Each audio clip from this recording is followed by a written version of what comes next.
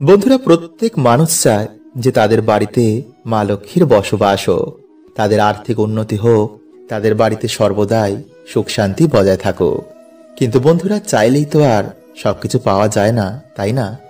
কারণ মা লক্ষ্মী যে সব বাড়িতে নিবাস করেন না। তাই বন্ধুরা, আজকের এই ভিডিওতে আমরা জানব যে কোন বাড়িতে মা লক্ষ্মীর কৃপা হয়, মানে মা লক্ষ্মীর প্রিয় এবং অপ্রিয় জিনিস কোনটি। এবং সাথে বন্ধুরা আমরা জানব যে কোন নারীর মধ্যে মা লক্ষ্মী বিরাজ করেন। তাই ভিডিওটি কিন্তু অবশ্যই বন্ধুরা আপনারা পুরো দেখবেন। এবং ভিডিওটি বন্ধুরা আপনারা একটি লাইক করে কমেন্টে হর হর মহাদেব ও জয় শ্রীকৃষ্ণ অবশ্যই লিখুন। তো চলুন বন্ধুরা, এবার আমরা জেনে নিই যে মা লক্ষ্মীর কোন কোন স্থান প্রিয় এবং কোন কোন স্থানে মা লক্ষ্মী বসবাস করেন না। বন্ধুরা, বৈবর্ত পুরাণে অনুসার মা লক্ষ্মী বলছেন যে আমি এমন বাড়িতে নিবাস করি না যে বাড়িতে বড়দের সম্মান করা হয় না, যে বাড়িতে মানুষদের মনে কোনো দয়া মায়া করুণা নেই, যারা সর্বদা মিথ্যা কথা বলে, যারা নারীদের সম্মান করে না, যারা সর্বদাই নাই নাই করে, যারা নিজেকে দুর্বল ও ভীতু ভাবে, যারা বিশ্বাসঘাতক, যারা পরনিন্দা করে, যারা অধিক লোভী, যারা সর্বদা দুশ্চিন্তা করে, যারা পরিবারকে সম্মান করে না, যারা কর্তব্য পালন করে না, যারা অন্যের উপকারের প্রতি দান দেয় না, যারা দুশ্চরিত্রা, অত্যাধিক কৃপণ, যারা সর্বদা খারাপ চিন্তা করে, যারা দীক্ষাহীন, স্ত্রী বশীভূত, মুখ দিয়ে খারাপ কথা বলে, যারা ঈশ্বরে বিশ্বাস করে না, যারা ঘুমানোর আগে হাত পা ধুয়ে ঘুমান না, যারা রাতে নগ্ন হয়ে ঘুমান এবং যারা বেশি ঘুমোয়, যারা নিজের কর্তব্যকে ঈশ্বরের আশীর্বাদ রূপে পালন করে না, যারা বিশ্বাস করে না যে তাদের মধ্যে ঈশ্বর রয়েছেন, বাকি সকলের মতো তারাও কিন্তু জীবনে সফল হতে পারে, যারা পরিষ্কার পরিচ্ছন্ন থাকতে চায় না, যেই বাড়িতে তুলসী গাছের সেবা হয় না, যেই বাড়িতে পরিবারের মধ্যে একে অপরের প্রতি প্রেম বিশ্বাস এবং শ্রদ্ধা নেই, সে বাড়িতে কখনো আমি বাস করি না। বরং আমি এমন বাড়িতে বাস করি যে বাড়িতে পশু পাখি মানুষের প্রতি প্রেম রয়েছে, যারা ধনকে সমানভাবে ভাগ করে ভোগ করে, যারা বৃদ্ধ মা বাবা এবং অসহায় মানুষদের সেবা করে, যারা অল্পভাষী, যারা নিজের ওপর ও ঈশ্বরের ওপর বিশ্বাস রাখে, যারা জ্ঞানী বুদ্ধিমান চরিত্রবান, যারা সাহসী ও করুণাবান, যারা নিজের কাজকে সম্মান করে এবং যে কাজ ধরে সেটিকে মন দিয়ে করে, যাদের মধ্যে কোনো অহংকার নেই, যারা নিজের কর্তব্যকে ঈশ্বরের আশীর্বাদ রূপে পালন করে, এমন মানুষের বাড়িতেই আমি সর্বদা নিবাস করি। তাই বন্ধুরা, শাস্ত্র বলছে যে নারী হচ্ছে মা লক্ষ্মীর প্রতিরূপ, কিন্তু সব নারী আবার নয়। ব্রহ্ম বৈবর্ত পুরাণে অনুসার যে নারী প্রতিব্রতা হয়, যারা গুরুজনদের কাছ থেকে কিছু শিক্ষা অর্জন করে, যারা নিজের স্ত্রী ধর্মকে ঈশ্বরের আশীর্বাদ রূপে পালন করে, যে স্ত্রী পুরো পরিবারকে বেঁধে রাখে, পরিবারকে ভাঙতে দেয় না, যারা পরিতুষ্টা, যারা ধার্মিক, যারা সৌভাগ্যশালী, যারা বীর্যশালিনী, সুশোভনা, গুণবান এবং চরিত্রবান, এমন নারীর মধ্যে আমি বাস করি। তাই বন্ধুরা, এই ভিডিওতে আপনারা জানলেন যে যদি আমরা এই ভুলগুলো করি তো আমরা কিন্তু কখনো মা লক্ষ্মীর কৃপা পাবো না। তাই বন্ধুরা, আপনাদের সতর্ক করার জন্যই কিন্তু আমার এই ভিডিওটি বানানো। বন্ধুরা, চাণক্য নীতিতে আচার্য চাণক্য বিবাহিত জীবন নিয়ে অনেক তথ্যের উল্লেখ করেছেন, যা যদি পালন করা যায় তো অবশ্যই আমাদের জীবন সুখে শান্তিতে ভরে যাবে। চাণক্য নীতির অনুসার বিয়ে বা অন্য কোনো সম্পর্কের জন্য আগে তাকে ভালো করে বোঝা সব থেকে দরকার।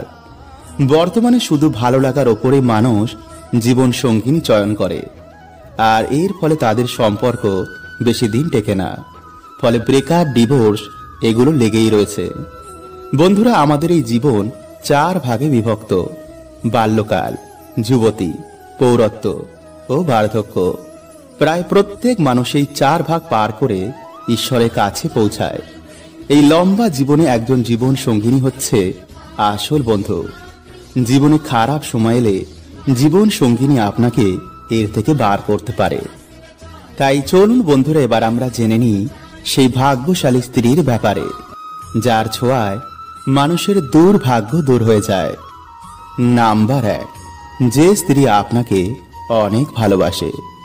বন্ধুরা, বর্তমানে মানুষ রূপের প্রতি আকৃষ্ট হয়ে যে আমাকে সত্যিকারের ভালোবাসে তার থেকে দূরে চলে যায়, আর এর ফলে দাম্পত্য জীবন আমাদের সুখের হয় না। বন্ধুরা, যে আপনাকে সত্যিকারের ভালোবাসে সে ছেলে হোক বা মেয়ে কখনই আপনার সাথ ছাড়বে না। জীবনে আপনাকে উন্নতি করতে সে সাহায্য করবে।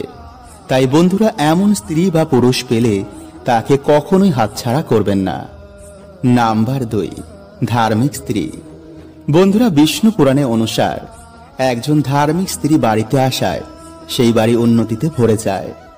এমন স্ত্রী সংস্কারী হওয়ায় স্বামী ও সন্তানের দেখাশোনা করতে জানে।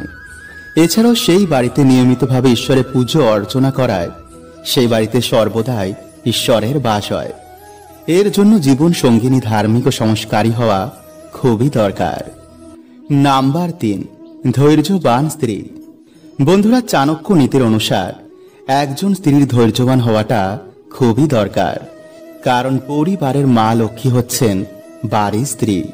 স্ত্রী যদি ধৈর্যবান হয়, পরিবারে যতই খারাপ সময় আসুক না কেন সে কখনই আপনার সাথ ছাড়বে না।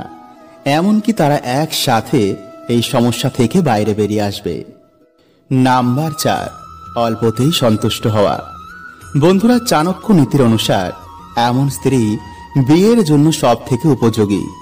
কারণ তারা অল্প থেকে অল্প খরচায় সংসার চালাতে জানে, এমনকি কঠিন সময়ের জন্য কিছু বাঁচিয়েও রাখবে। নাম্বার 5, যে স্ত্রী সম্মান করতে জানে। বন্ধুরা, এর জন্য স্ত্রীকে মা লক্ষ্মীর রূপ বলা হয়। কারণ একজন স্ত্রী পুরো পরিবারের দেখাশোনা করে। কিন্তু যদি কোনো স্ত্রীর উল্টো হয়, তার স্বামীকে সম্মান করে না, বাড়ির বড়দের মান দেয় না, তো এমন পরিবার কখনো সুখী হয় না। এছাড়াও বন্ধুরা, চরিত্রবান স্ত্রী সাক্ষাৎ মা লক্ষ্মীর অংশ হয়। তাই এমন জীবন সঙ্গিনী পেলে আপনি খুবই ভাগ্যবান। বন্ধুরা, প্রায় আমাদের বাড়িতে টিকটিকি টুকটুক করতে শুনতে পাওয়া যায়। এটা কি শুভ নাকি অশুভ? আপনারা দেখেছেন হয়তো কোনো কথার বলার মাঝেই টিকটিকি হঠাৎই টুকটুক করে ওঠে। বিশেষ করে সেই কথার মাঝে যখন আমরা কোনো কথা নিজের মন থেকে বলি। তাহলে কি টিকটিকি আমাদের কিছু সংকেত দিচ্ছেন? তাহলে কি মানুষ যা অনুভব করতে পারেন না, টিকটিকি তা অনুভব করতে পারে? বন্ধুরা, অগ্নি পুরাণে অনুসার কিছু প্রাণী ও কিছু গাছপালা আমাদের আশেপাশে থাকা নেগেটিভ ও পজিটিভ এনার্জিকে অনুভব করতে পারে। আর তার মধ্যে একটি প্রাণী হলো টিকটিকি। তাই টিকটিকি আমাদের বিভিন্নভাবে কিছু সংকেত দেয়। তাই আজকের ভিডিওতে আমরা টিকটিকির দেওয়া সেই বিশেষ সংকেতের ব্যাপারেই জানব। তাই চ্যানেলে বন্ধুরা নতুন হলে চ্যানেলটি সাবস্ক্রাইব করে পাশের বেল আইকনটি অল করে রাখবেন। আর কমেন্টে লিখুন হর হর মহাদেব ও জয় শ্রীকৃষ্ণ। নাম্বার 1, যদি হঠাৎই আপনার বাড়িতে দেখেন যে টিকটিকি কোনো পোকা মাকড় ধরে খাচ্ছে, তো এটি বোঝায় যে আপনার ভাগ্যে ধন প্রাপ্তির যোগ রয়েছে। কিন্তু অপর দিকে কিছু লস হওয়ারও সংকেত দেয়। নাম্বার 2, খাবার খেতে খেতে যদি হঠাৎই গায়ের ওপর টিকটিকি এসে পড়ে। বন্ধুরা, এমনটা হলে শারীরিক অসুস্থতার সংকেত দেয়। কিন্তু সব ক্ষেত্রে বন্ধুরা এটি প্রযোজ্য নয়। নাম্বার 3, যদি মাথার ওপর টিকটিকি এসে পড়ে, তো এটিও ধন প্রাপ্তির সংকেত বোঝায়, বা ভবিষ্যতে আপনি যা চেষ্টা করছেন তাতে আপনি সফলতা প্রাপ্ত করবেন। কিন্তু এই নয় যে কিছু না করেই আপনি সব পেয়ে যাবেন। বন্ধুরা, এই সব কিছু ঘটে আমাদের ভালো ও খারাপ কর্মের ওপর। আমরা যেমন কর্ম করি তেমনই এনার্জি আমাদের আশেপাশে ঘোরে, আর সেই হিসাবে আমাদের জীবনে তা প্রভাব ফেলে। প্রকৃতি শুধু বিভিন্ন জীবজন্তুর মাধ্যমে আমাদের তা সংকেত দেন। তাই আমরা আমাদের কর্মের মাধ্যমে ভালোকে খারাপ ও খারাপকে ভালো করতে পারি। নাম্বার 4, যখন আমরা কোনো কথা বলি তার মাঝখানে হঠাৎই টিকটিকির টুকটুক করে ওঠা। বন্ধুরা, সব ক্ষেত্রে টিকটিকির টুকটুক করা মানে এই নয় যে টিকটিকি আপনাকে এবার সংকেত দিচ্ছেন। তারাও তো এমনিতে কোনো কথাবার্তা বলতে পারে নাকি? কিন্তু যখন আপনাকে টিকটিকি সংকেত দেবে তখন আপনি নিজে থেকেই বুঝে যাবেন। কারণ যখন আপনি কোনো কথা মন থেকে বলবেন আর তখনই যদি টিকটিকি টুকটুক করে ওঠে তো আপনার মনই এর উত্তর দিয়ে দেবে। কিন্তু যদি আপনার সংশয় হয় তো ভাববেন এটি কোনো সংকেত ছিল না। নাম্বার 5, যদি দুটো টিকটিকির সঙ্গম করতে দেখেন। বন্ধুরা, জ্যোতিষ শাস্ত্র ও বাস্তুশাস্ত্রের অনুসার এটি খুবই ভালো সংকেত মানা হয়। এর মানে আপনার মনের মানুষের সাথে খুব তাড়াতাড়ি দেখা হবে, বা আপনার কোনো মনের ইচ্ছা খুব তাড়াতাড়ি পূর্ণ হবে। নাম্বার 6, স্বপ্নে মরা টিকটিকি দেখা।